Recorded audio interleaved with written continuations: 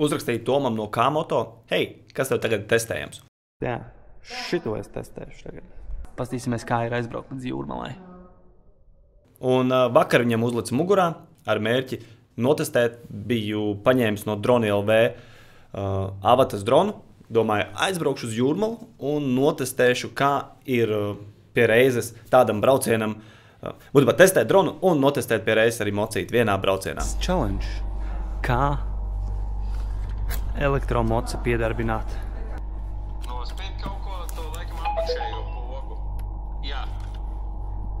Aha, aizgāja. 1, 2, 3, jā. Tas ir tā kā ātrumi? Jā. Nu tā kā viņš tas jaudas režīms. Aha, ok, sapratu. Viņš jau Viņam ir bača, tik viņam rādās bača. Jā, tūlīt atšifrēšu. 67. Laiks vasaras cimdiem, ja kāds. To es sapratu šodien. Nē, man ir vasara. Es šodien nepaņēmu līdzi. Cik dīvaini klusi.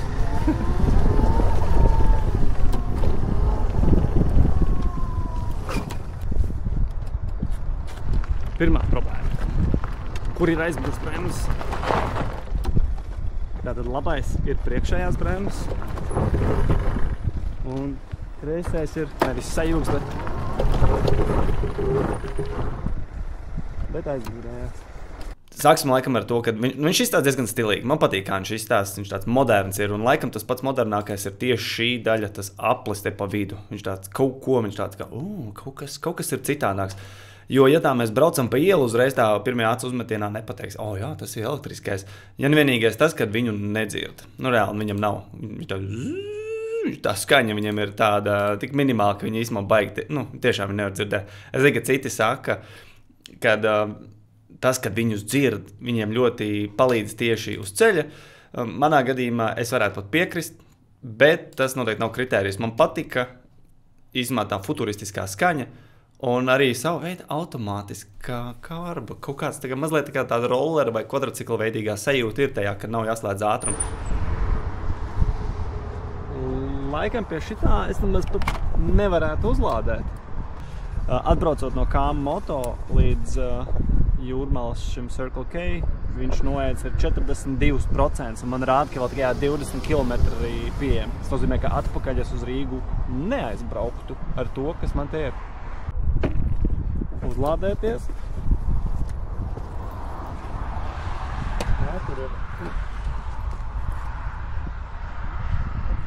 Visiem ir tie lielie caurumi, bet te ir...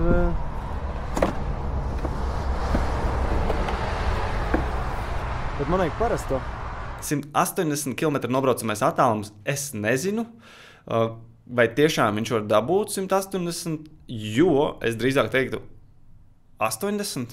Savu lādētāju padusē un es iešu jautāt, ko es ar šito varu izdarīt. Es varu vai nevaru uzlādēties, tas Circle K.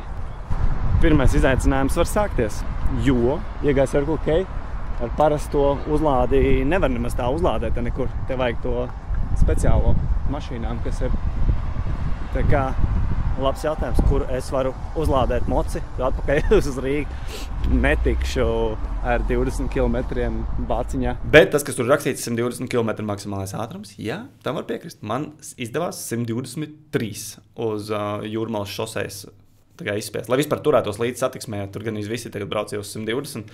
Tā kā kaut kādā ziņā jā, un braucot pie Jūrmalas apvedceļa, diezgan viegli uz 90, 100, diezgan viegli ir braukt līdzi satiksmē ar visiem pāriem. Ja jāsāk apdzīt ir, tad tikai tad, ja tā diezgan droši sāk. Ja pārējie brauc 90, tad jātur tos 110, 120 var. Cenšos nospolēt. Nesanāk ne ar vienu no 3 ātrumiem. Pirmo. Otro. Un arī ar trešo.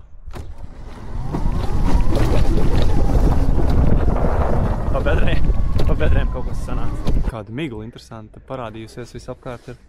To gan es negaidīju. Kas ir forši? Skaņa. Viņš tik īstenībā klusa ir tādā ziņā, ka nav tas tā rūkošana. Priekš 125, tā teikt, priekš mocīša, kurš ir paredzēts savam ātrumam, ir tik labs. Uz šosejas Ja, nu, protams, mums varētu teikt, cik un kā, bet 123 izdevās manu svaru izspiest. Pieliekšanās nelīdzēja, tas nepātrināja viņu. Viņam tur citādāk limiti ar laikam ir.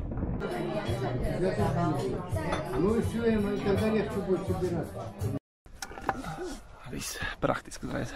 Šeit iespraužam, šito lieku apakšā. Un te arī pa taisno. O, ir. Jā, aizgāja. Super. Paldies.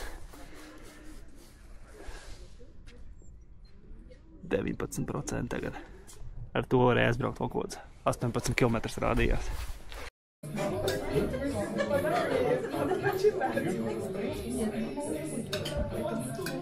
Mazliet kā amatieris jūtos. Es biju piespraudz. Viņš tas no sākuma lādēja. Un pēc tam viņš tomēr laikam kaut kā bija, man tomēr izkustējās, un tad viņš vairs nelādēja. Un tad es kamēr ēdu savus vakariņas, pirmā pusstunda nekas nelādējās. Bet tagad 3 minūtes lādējās un ir 2% pienākuši klāt. Iešu pastaigāt gar krastu un palaidīšu dronu, pamēģināšu vispār vai var redzēt. Baigi miglains iespējams, nemaz neko nevarēs palaist tomēr tagad.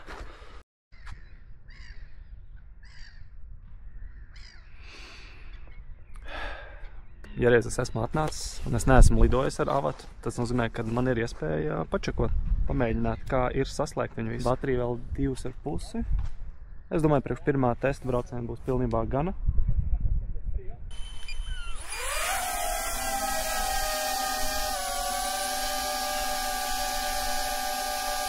Pirmais tests beidzies.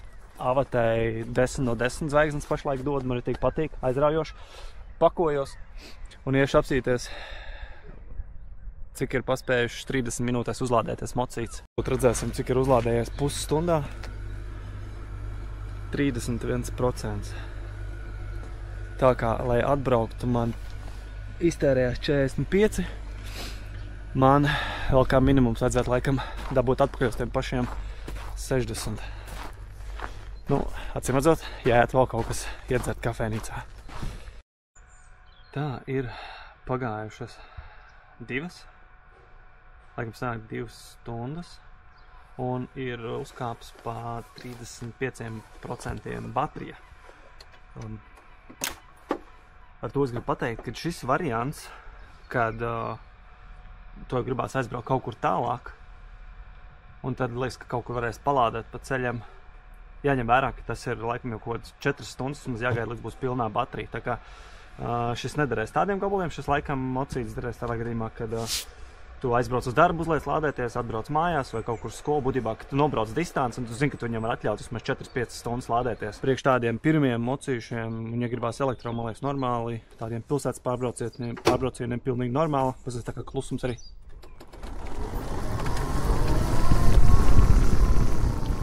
Nekāda problēma šādā ziņā ir izbraukt. Bez liekām skaņām, pabraukt visur garām. Doma. Tagad ir 54% uzlādējies, tās 2,5 stundas viņš lādējās, vai 3 pat es īsumā jāskatās. Un atbraucot līdz šeit, man patērēja 47%.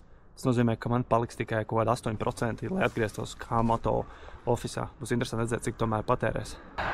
Tagad sāks pigori. Ar visu uzlādi.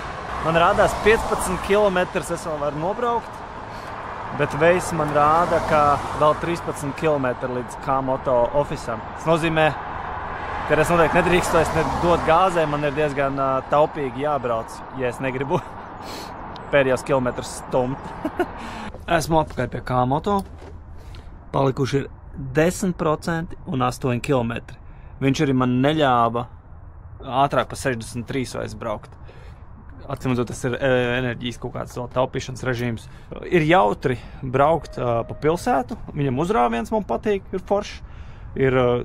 Var arī rokas atlaist no stūras, viņš ļoti labi nobalansēts, viņš tiešām tā kā brauc taisni, turās, kas man liekas ir svarīgi, kad viņš nekrīt ne pa labi, ne pa kreisi, tādā ziņā labi sabalansēts.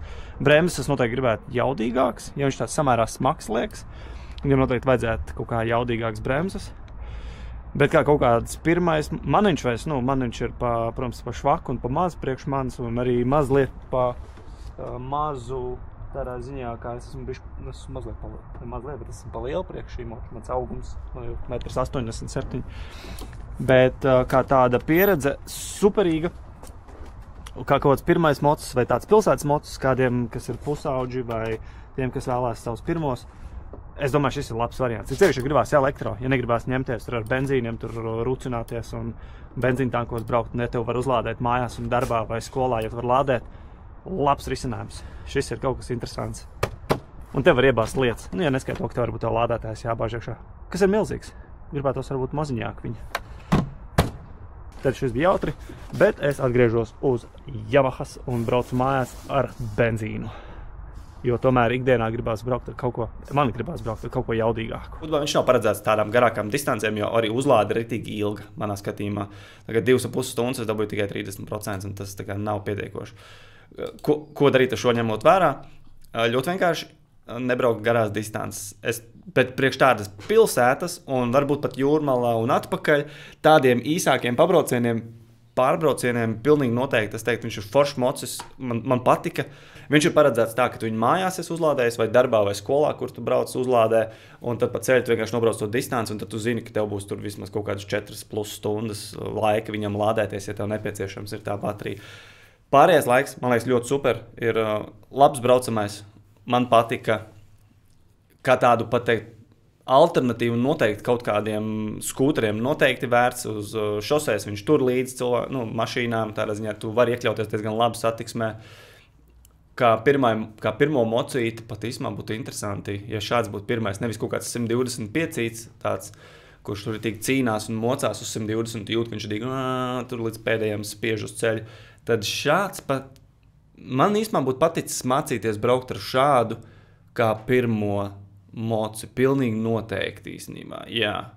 Mazāk auguma cilvēkiem, jaunajiem, pirmajiem braucējiem, sievietēm, meitenēm, pilnīgi noteikti šis ir apsverams braucamais mocītis, galvenokārt ņemot vērā to distances jautājumu. Elektromoči noteikti ir nākotne, tam es varu piekrist.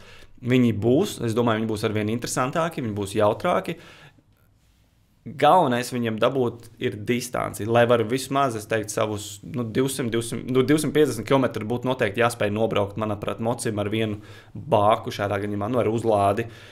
Un viņam arī redzēs daudz ātrāk uzlādes tieši to opciju, lai var tiešām arī ātri viņus uzlādēt tā kā mašīnā, var pusstundā, varbūt maksimums tur stundā.